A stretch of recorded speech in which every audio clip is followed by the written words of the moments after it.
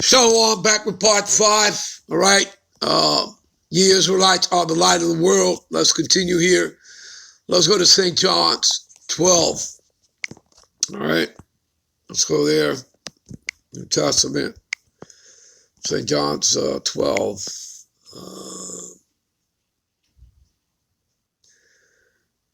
35, 36. And Yahushua said unto them, yet a little while is the light with you. Okay? Walk while ye have the light. All right, that's also a title from Tolstoy, one of actually my favorite author of all time. All right, and I loved his work. All right, and again, it was the Lord that introduced me to Tolstoy. All right, he directed men's path. All right, men's goings are of the Lord, so he led me to him.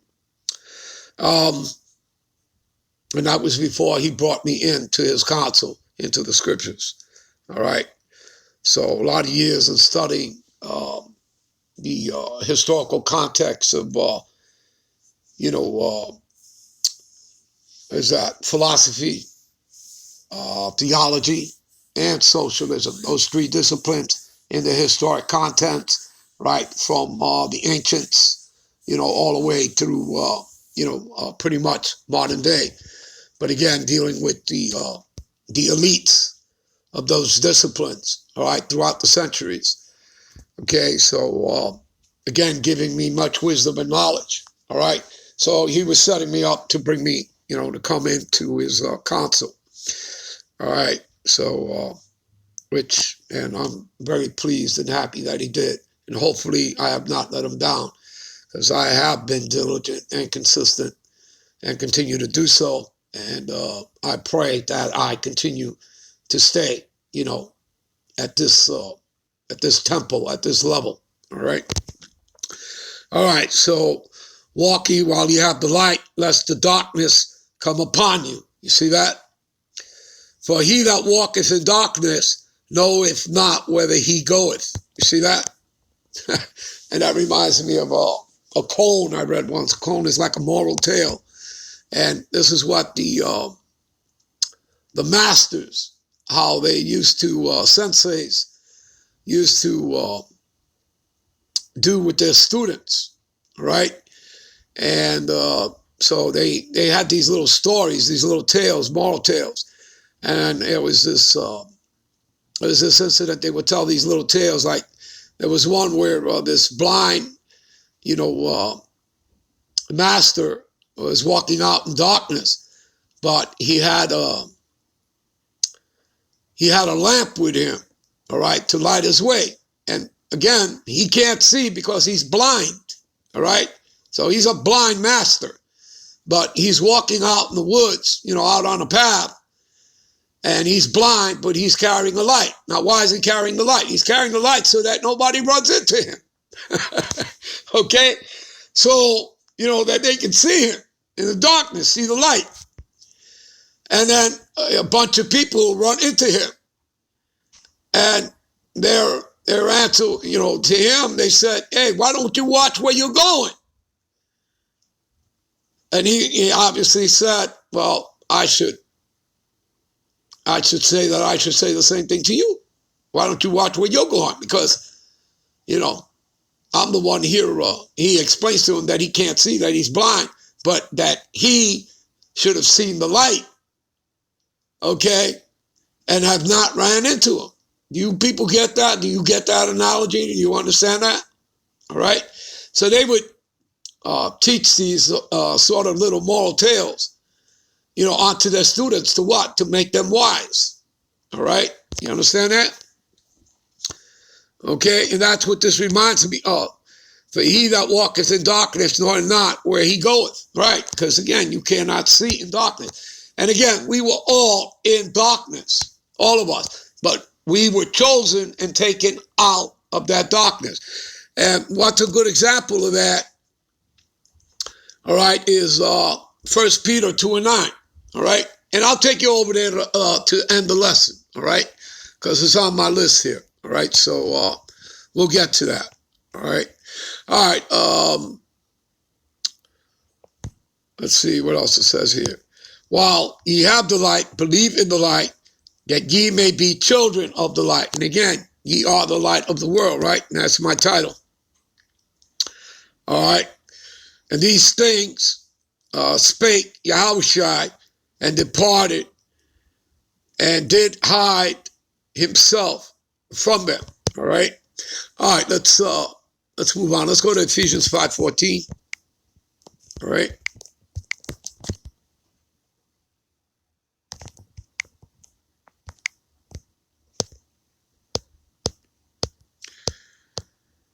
Wherefore you said, awake thou that sleepest, and arise from the dead, and Yahushua shall give thee light. You see that? You see that? And, that reminds me of what? Romans, right?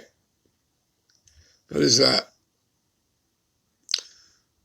Is that Romans 13 and 11? And knowing that the time, and that knowing the time, that now is high time to wake out of sleep, right? Okay? Wake up out of your sleep, people, all right? For now is our salvation nearer than we believe. And that's absolutely 100, all right? All right, let's go to Luke.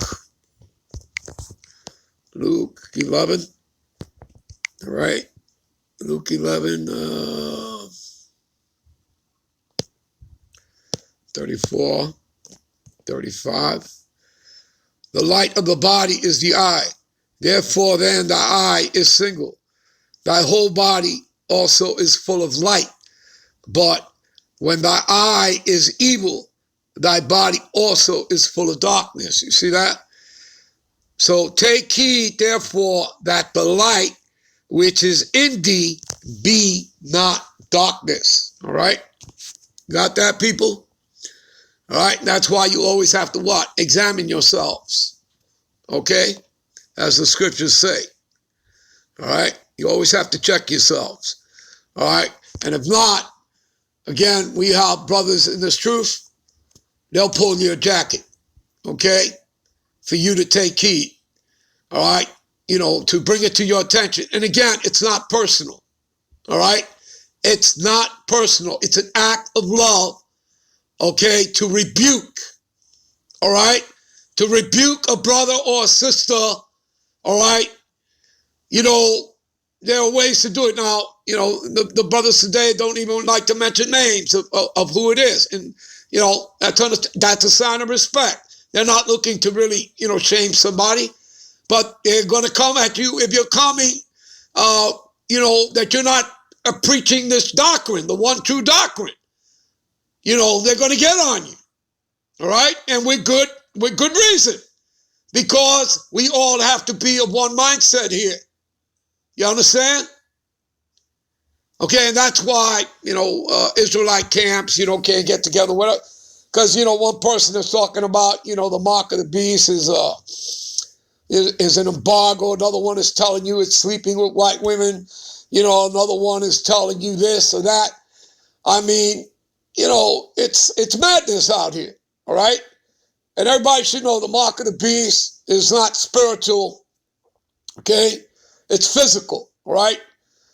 It's the RFID microchip or the ID 2020, whatever you want to call it, okay? That's what it is, all right? And if you're not telling the people that, then you're going off and you're a false prophet, all right? All right, so take heed, therefore, that the light which is in thee is not darkness, all right? There you go. All right, let's go to Escalatius 2 and 13. Okay.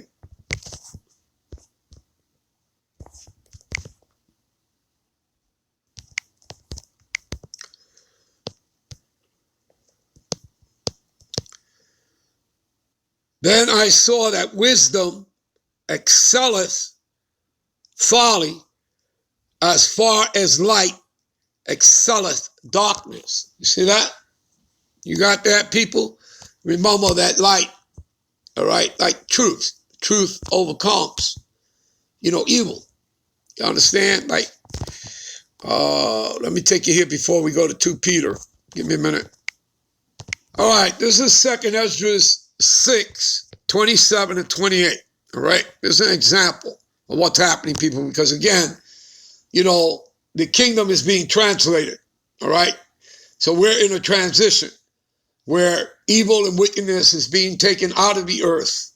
All right, and truth and righteousness is going to reign because Yahushua is going to set up his kingdom. All right, and in order for that to happen, America, Babylon the Great, has to be taken out. All right, she's already fallen, but she now eventually has to be taken out with its physical destruction. All right.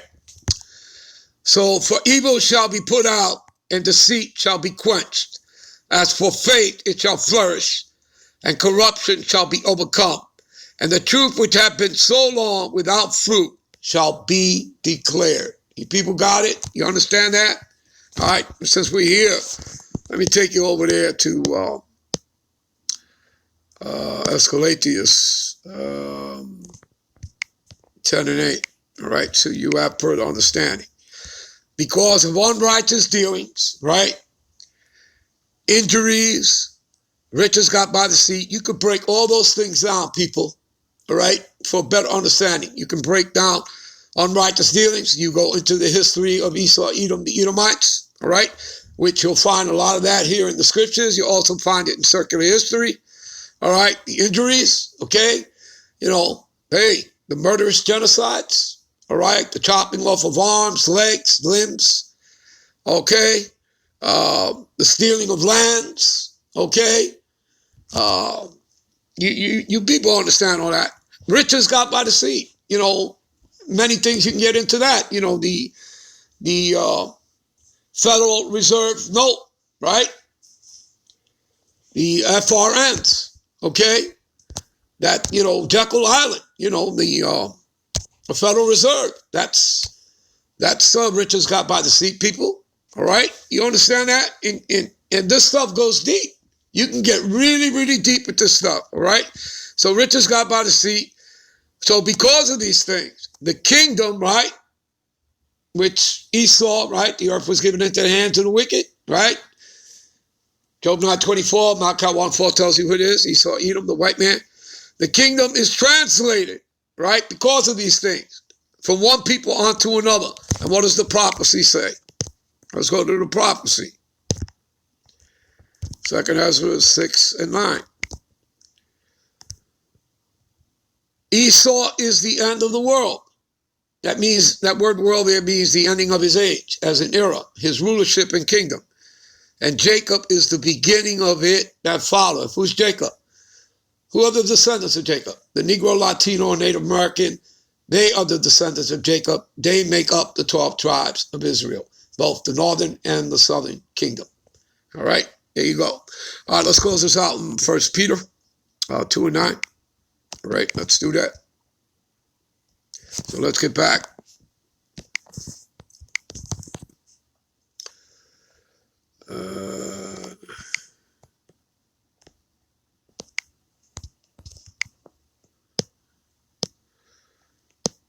But ye are a chosen generation, talking about this generation. See, not your parents, not your grandparents, your great-grandparents, this generation. But ye are a chosen generation, a royal priesthood, and a holy nation, peculiar people, that ye should show forth the praises of him that have called you out of the darkness. You see that? Into his marvelous light. Okay? Which in time past were not a people, but now are the people of the God power of Yahweh Bashim Yahushai, which had not obtained mercy, right? Because we broke the law, statutes, and commandments. So he turned his back on us. He punished us, sent our enemies onto us as part of our punishment. Again, but right now we're in a grace period, okay? But now have obtained mercy. There you go. All right, people, I'm out. I'm on to the next one. Shalom.